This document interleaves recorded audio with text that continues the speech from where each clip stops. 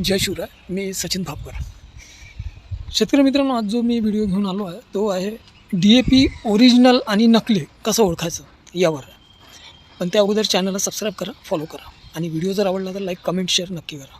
तर मित्रांनो, आजकाल शेतीमध्ये किंवा इतरही खूप काही गोष्टींमध्ये बनावटपणा खूप मोठ्या प्रमाणात वाढलेला आहे.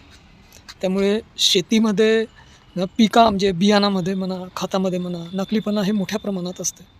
त्यामुळे शेतकऱ्यांची मोठ्या प्रमाणात फसवणूक होते. तर आज मी DAP संदर्भात सांगणार आहे की DAP आपण ओरिजिनल आणि नकली कसं आहे हे मी तुम्हाला सांगणार आहे, कसं ओळखायचं. तर मित्रांनो, DAP जर ओरिजिनल आहे हे ओळखायचं असेल तर त्याचे दोन प्रकार आहे.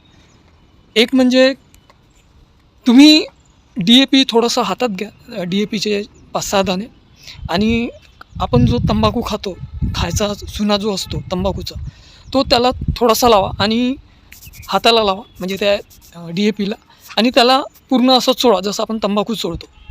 आणि चोळल्यानंतर कमीत कमी 4-5 मिनटं चोळा. आणि चोळल्यानंतर जेव्हा तुम्ही त्याचा स्मेल वास घ्याल, तो जर खूप म्हणजे घाणेरडा वास आला किंवा म्हणजे तुम्ही वास घेऊ नाही शकणार इतका जर घाणेरडा वास असेल तर समजून जायचं की ते DAP ओरिजिनल आहे. दुसरा प्रकार म्हणजे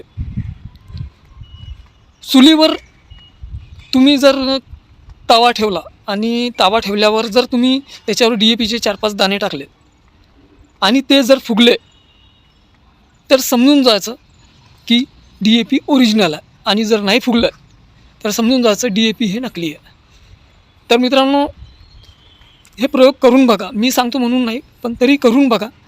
कारण काय होतं की खतांमुळे, नकली खतांमुळे भरपूर शेतकऱ्यांचं मोठ्या प्रमाणात नुकसान होतं. तर हे प्रयोग करून बघा. धन्यवाद.